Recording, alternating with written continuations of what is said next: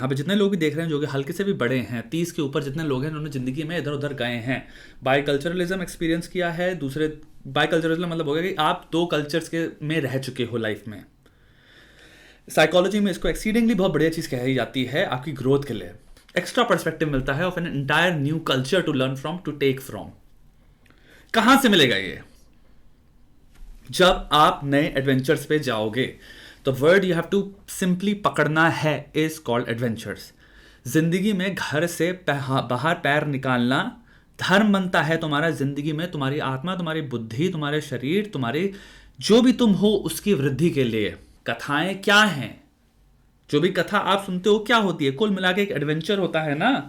एक इंसान एक जीवन में वो चीज करता है जो कि बहुत ही ज्यादा पॉपुलर कॉमन नहीं है। अगर सुबह उठ के केला खाना ही एडवेंचर होता तो बहुत सारी कहानियों में तुम, अगर मैं तुम्हें सुना रहा था कि एक बार एक इंसान ने केला खाया तो उसमें ऐसे हो जाता कि ना बहुत चक्के हो जाते हैं ना केला खाने की कहानी सुन के, बट तुम नहीं होगे।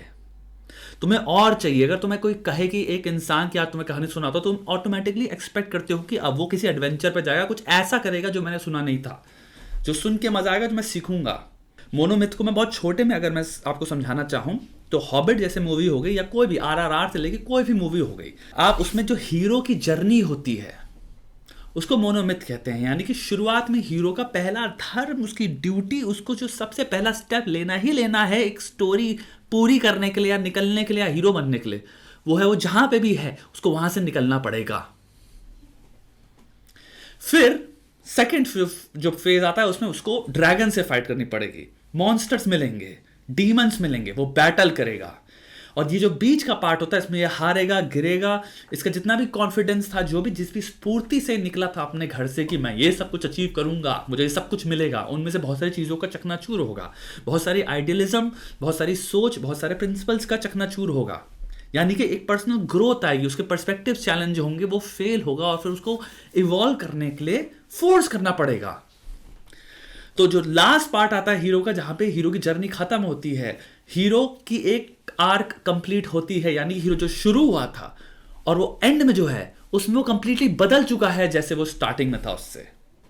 ही has completely change from what he used to be at the beginning when he set out of the house.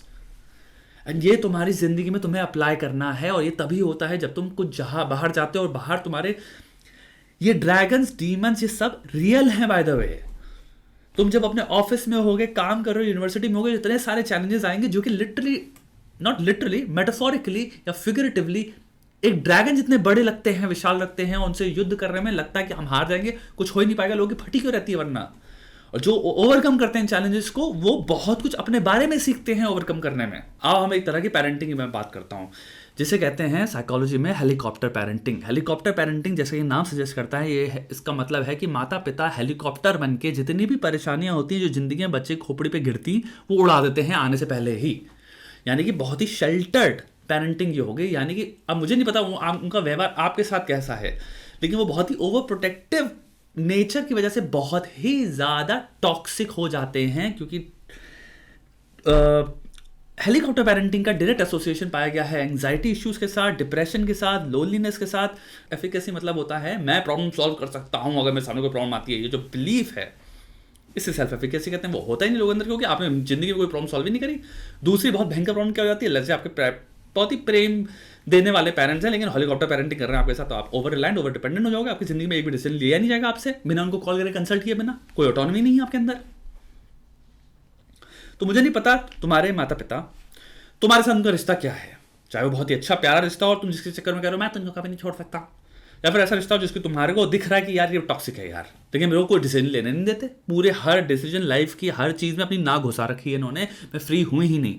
यानी कि तुम्हारे को अभी जो मैं बात कर रहा था मोनोमिथ की एक हीरोज जर्नी की, चाहे लड़की हो चाहे लड़का हो, मैं दोनों की बात कर रहा हूँ यहाँ पे। इवन तो हीरोज मिथ काफी मेल बेस्ड है। तुम्हारी स्टोरी आर्क पूरी हो ही नहीं पाएगी, क्योंकि तुम्हारी स्टोरी आर्क को पूरा होने के लिए तुम्हें अकेले जर्नी या एडवेंचर में जाना पड़ेगा।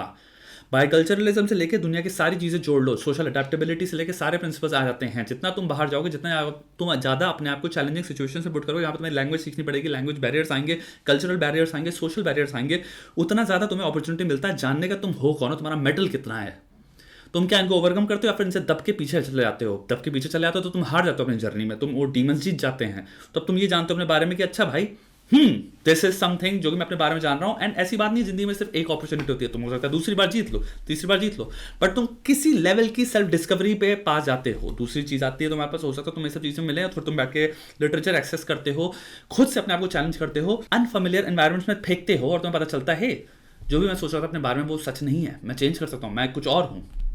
I am finding out new things about myself, or I am finding out that I can change myself whenever I want to. I have the capacity and potential to learn and change myself. Social adaptability कहते हैं इसको, मैं socially adapt कर सकता हूँ। तुम्हारा metal क्या है, तुम्हारे अंदर तुम्हारा कोर क्या है, तुम्हारी औकात क्या है, तुम्हारी तथ्य क्या है, जानोगे कैसे जब तक तुम बाहर अपने आप को पुश ही नहीं किया किसी टेस्ट पे। तो जिंदगी में जितने लोग भी देख रहे हैं आप, चाहे कितने भी घटिया कैसी भी सिचुएशन में हो जहां पे आप घर से ना निकले हो, चाहे कंफर्ट की वजह से हो, चाहे आपके घर वालों की जबरदस्त की वजह से हो, दो चीजें करो। पहला, empower yourself with theoretical vicarious experiences of knowledge and wisdom and perspectives. Phone है हाथ में, फोन है, जितना ज्यादा वाइकैरियसली दूसरे लोगों के से हो सकता है नॉलेज, विजडम और पर्सपेक्टिव्स को घोंट घोंट के पीना शुरू करो, पियो। यानी कि किसी का गामोर मत बनो जिंदगी में भी, सबको स्रोत देखो और काटो, स्रोत देखो कटो। मेरे को नॉलेज चाहिए, मैं नॉलेज के लिए पैदा हुआ हूं, मेरे यहाँ सेंशंस जो है मेरी खोपड़ी में, क्योंकि मेरे को इस घर की चार दीवारियों में मुझे ना कंपटीशन मिल रहा है, ना कंपैरिजन करने के तरीके मिले, ना मुझे ऐसे नए सोर्सेज मिल रहे हैं जो मुझे इंस्पायर करेंगे। तो मुझे सारे सोर्सेज फोन के अंदर देखने हैं। I am not around environments, people या सोशल सेटिंग्स जो कि मेरे को इंस्पायर करेंगी या पुश करेंगी to become something else, to adapt, to grow, to change, to evolve. तो मुझे क्या करना पड़ेगा, फोन की वजह से करना पड़ेगा। अपने फोन में बैठो, फाड़ दो, वॉलंटरली घुसना। दूसरी चीज, work toward creating opportunities for yourself that will take you away to adventures, freedom and exposure that you are craving and that you fucking deserve. Goal बनाओ, स्ट्रॉन्ग गोल्स बनाओ। अगर घर से नहीं निकलने दिया रहा, घर वालों ने वो कर रखा है, तो देखो भाई क्या क्या अपॉर्चुनिटीज हैं जो एक्सेसिबल है मेरे सामने, मेरी खोपड़ी के सामने, मेरी नजरों के सामने, और अब अपनी जान डाल दूंगा मैं इनको एक्सेस करने की वजह से, क्योंकि मेरे को एक्सपीरियंस करना है मेरा ट्रू ओरिजिनल फॉर्म क्या होगी जब 400 प्रकार के नए नए चैलेंजेस और प्रॉब्लम्स आएंगी।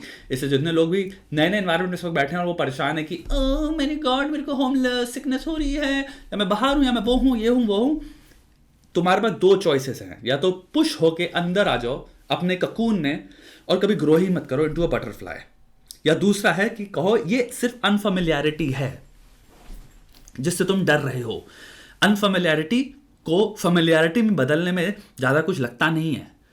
या तो तुम कोशिश करो कैसे मैं सोशल अडेप्टेबिलिटी की स्ट्रैटेजीज बिल्ड करके अपने आप को इस अनफेमिलियरिटी को एम्ब्रेस करूं, हेड ऑन अपनी नजरों में नजरें डाल के, और अपने आप को चेंज कर डालूं, लर्न कर लूं, और मैं अडेप्ट कर लूं इस एनवायरनमेंट में अपने आप को, और मैं फिर कहूं प्राउड थपथपा के कि बहनचोद मैं कुछ हूं। या तो ये ऑप्शन है, या मैं दब जाऊं।